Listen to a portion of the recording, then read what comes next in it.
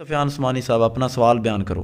मेरा सवाल ਇਹ ਆ ਕਿ ਜਿਵੇਂ ਕਿ ਸੂਰਤ ਨਾਸ ਤਿਕਰ ਬਾਜ਼ ਕੁਰਾਨਾਂ ਦੇ ਅੰਦਰ ਸੂਰਤ ਨਾਸ ਤਿਕਰ ਕੁਰਾਨ ਹੁੰਦਾ ਹੈ, ਉਹਦੇ ਤੋਂ ਬਾਅਦ ਉਹਨਾਂ ਅੱਗੇ ਆਪਦੇ ਕੋਲੋਂ ਕੁਝ ਫਾਰਮੂਲੇ ਦੱਸੇ ਹੁੰਦੇ ਨੇ, ਜਿਵੇਂ ਕਿ ਸ਼ਾਦੀ ਤੋਂ ਰੁਕਾਵਟ ਵਾਸਤੇ ਤਵੀਜ਼ ਬਣਾ ਕੇ ਗਲੇ 'ਚ ਕੁੜੀ ਦੇ ਪਾ ਦਿਓ, ਮੁੰਡਾ ਹੈ ਤਾਂ ਮੁੰਡੇ ਦੇ ਪਾ ਦਿਓ। ਇਵੇਂ ਮੈਂ ਬਾਜ਼ ਕੁਰਾਨਾਂ 'ਚ ਮੈਂ ਪੜ੍ਹਿਆ ਕਿ ਤੁਸੀਂ ਸੌਂ ਜਾਓ, ਸੁਬਾਹ ਉੱਠੋ, ਕਮਰਾ ਬੰਦ ਕਰ ਲਓ, ਮੋਮਬੱਤੀ ਜਲਾ ਲਓ ਤੇ ਵਜ਼ੂ ਕਰਕੇ ਸਾਫ਼ ਕੱਪੜੇ ਪਾ ਲਓ ਤੇ ਮਸਲਾ ਵਿਛਾ ਲਵੋ, ਵਿਛਾ ਕੇ ਉੱਤੇ ਬਹਿ ਜਾਓ ਤੇ ਕੁਰਾਨ ਖੋਲੋ ਦਾਈ ਤਰਫੋਂ ਸੱਜੀ ਤਰਫੋਂ, ਜਿਵੇਂ ਕਿ ਇੱਕ ਤਰਫੋਂ ਖੋਲੋ ਕੁਰਾਨ ਤੇ 7ਵਾਂ ਸਫਾ ਕੱਢ ਲਓ।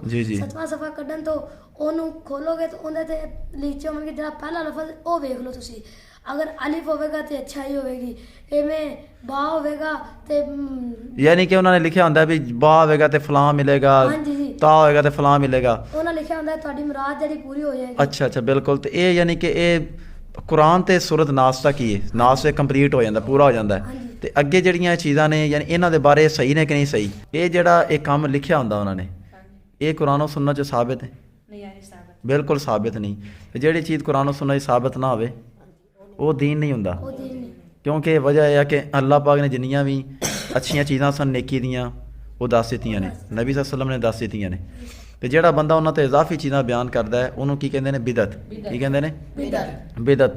नबी सल्लल्लाहु अलैहि वसल्लम ने फरमाया है कि मन अहदस फी अमरिना हादा मा लैसा मिनहु फहुवा रद्दुन, जिहड़ा बंदा कोई दीन च इवें दा काम ईजाद करदा जिहड़ा दीन च दस्सिया ही नहीं गया, है ही नहीं दीन दे अंदर, फहुवा रद्दुन, तो वह मरदूद है, मतलब है कि वह कबूल नहीं होंदा और ये बिदत बन जाता है। इवें ही सही मुस्लिम की एक रवायत आती है मन आमिल अमलन लैसा अलैहि अमरुना फहुवा रद्दुन, जिहड़ा बंदा कोई भी अमल करता है जिहड़ा साबित नहीं हैगा तो अमल मरदूद है। लिहाजा इस तरह जिन्ने भी तवीज़ टोट के लिखे होंगे ने, इस तरह जिहड़े कुरान और सुन्नत नूं चीज़ां साबित ने दुरुस्त ने, जिहड़े अक्सर कुकात साडे कुरानां दे लिखियां होंदियां ने चीज़ां, यानी कि जिवें तुसीं दस्सिआ ये चीज़ां की ने गलत है। जे हुण जदों साबित हो गया भी ये चीज़ां गलत ने तो सानूं हुण की करना चाहिए? इन्हां ते अमल किन्हां ते करना चाहिए? वो तरीक़िਆਂ ते जिहड़े कुरान और सुन्नत तो साबित ने।